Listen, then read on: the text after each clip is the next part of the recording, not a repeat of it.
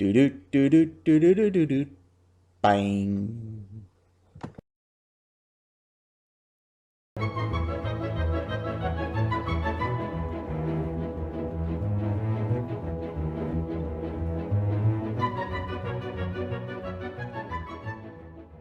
Hi everybody, Voorhees here, switching gears for this video, which is why I'm doing a different format that I've been doing lately. For the past couple of years, the Diabolical Sports Desk episodes have been the only videos I've been doing on this channel, and I want to get back to doing hobby and crafting videos as well, since the Sports Desk episodes take so much time to put together that I end up only doing them very sporadically, and I want to try to start posting up videos on a more regular basis, so my goal is to do a Diabolical Sports Desk episode every month and a half to 2 months, and do weekly videos during the time in between. I know it's been a few months since I posted the All-Star game for the Blood Bowl Diabolical Bracket Tournament, and I'm still working on it and getting ready to roll out the first game.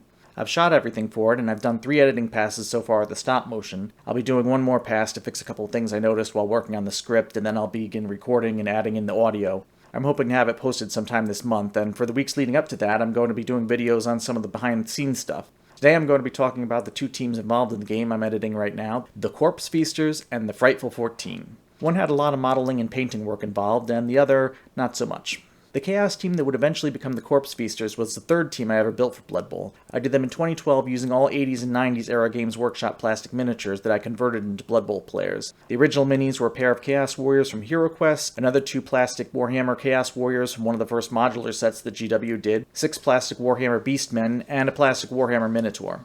At the time, I think I was calling them the Evil Dead or something like that, and I had painted them a mustard yellow and dark maroon red color scheme.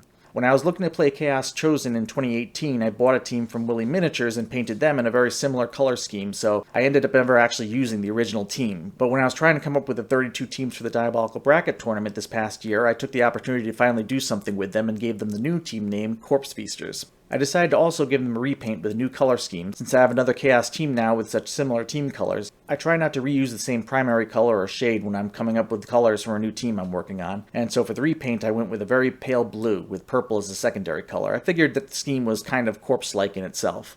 While I was at it, I also decided to go full on with the theme of the new team name, and dove into my bits box to have each of the players carrying around corpses or body parts, in case they get hungry during the game, and also to swing at members of the opposing team like a club. I put them on new bases, again keeping with the corpse theme, using the Corpse Field's resin bases from Secret Weapon Miniatures. I had bought these a few years back along with some others from that company and made some molds of them so I could use them for different projects. I tend to do that with base and base inserts I buy to get the most use out of them. I like to do name scrolls for the bases on a lot of my teams, which I just type on the computer using a cool font, print and cut out, and then curl the ends and glue to the base with basic Elmer's glue. For the Corpse Feaster names, I did a theme of using the names of monsters from the Silent Hill video games. As an aside, for my Corn team I used the name monsters from the Diablo computer game.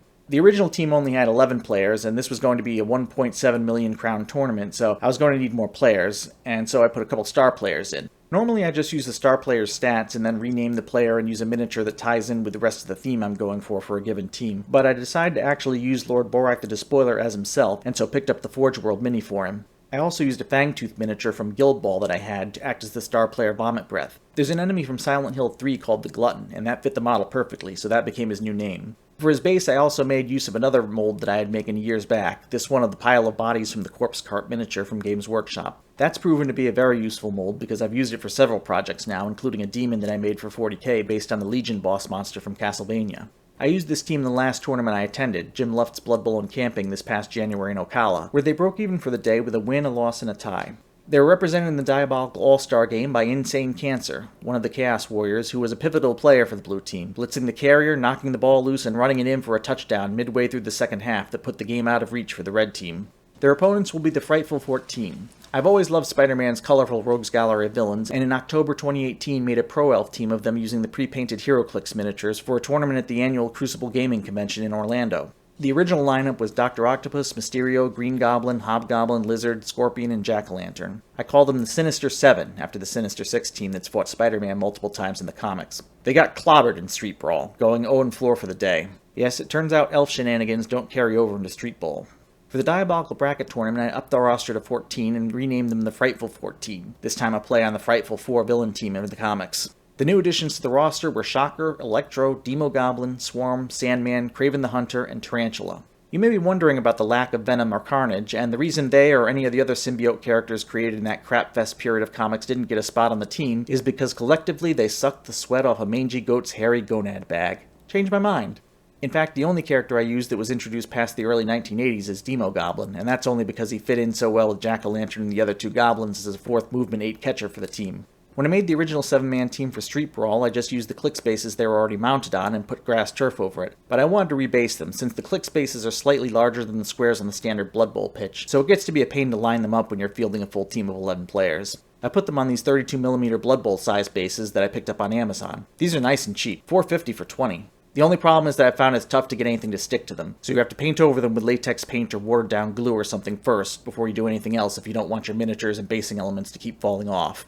After that, I used crackle paste on the bases to give it a cracked wasteland look to resemble the urban battleground these Spidey villains are usually fighting in. They are represented in the All-Star game by Mysterio, who uses Eldril Sidewinder stats. Even with those very respectable stats, there were just so many buffed out catchers on the blue team that were even better at receiving passes and scoring touchdowns that Mysterio ended up being relegated to a backup receiving target and mainly just used his hypnotic gaze throughout the game to help with blocks on all the strength 5 guys the red team had so many of. And there you have the Corpse Feasters and the Frightful 14. That's it for this week. I hope you enjoyed the video. Please like and subscribe if you did. Next time we'll be looking at the stadium itself.